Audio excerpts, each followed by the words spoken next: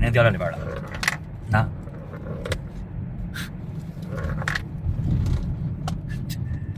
我听上这里边的东西，拿。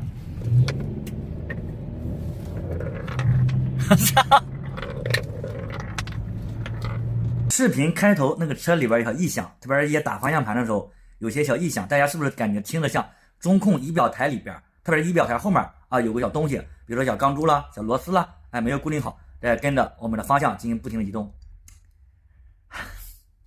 于是我们是一顿拆各种仪表，方向盘壳也拆了，我怀疑方向盘壳里边，然后拆仪表，拆仪表下面，拿内窥镜所有的检查没找到。最后怎么找到呢？来看视频，自己动手丰衣足食，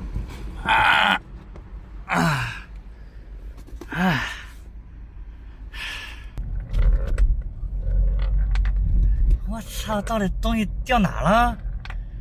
这他妈的服了，差点把吸铁石。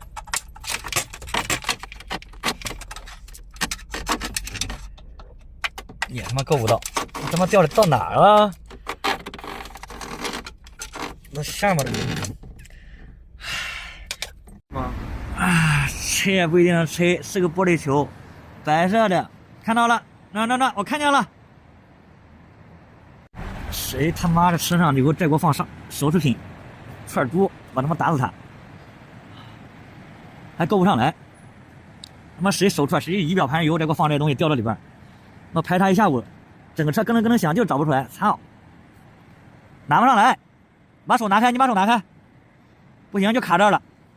排查一下午，手他妈的抠破了，抠着稀脏，最后想尽办法给套上去，一点点别上来了。哎呀妈呀！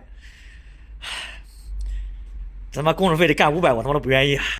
好了，大家看到我们为了找到这个异响的来源，我把仪表盘都拆了。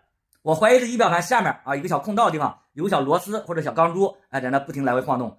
然后拆掉仪表盘，拿内窥镜也没查到，拿那个吸铁的专门吸铁的啊吸螺丝的一顿查也没找到。最后我在无意中使劲晃荡时，我们工作人员说，哎，说风挡底下有点动静，一拍的时候风挡底下有动静，然后我们才找到风挡下面的一个出风口，就我们吹玻璃出风口，哎，有个小东西，还不好找，找了半天找到的，最后整下来也不好整，为什么？大家应该懂的。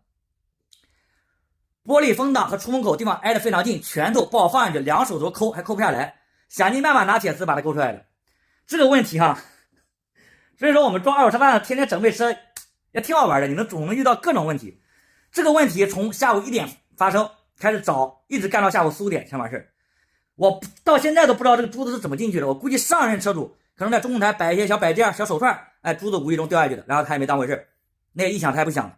所以说，悟空在这边再次劝大家一下。汽车中控台尽量不要摆放任何一些摆件啦、挂串啦，哎，或者一些什么东西的，不仅有危害，后期在发生事故的时候，那撞击力包括那气囊，大家可以懂的，好玩吧？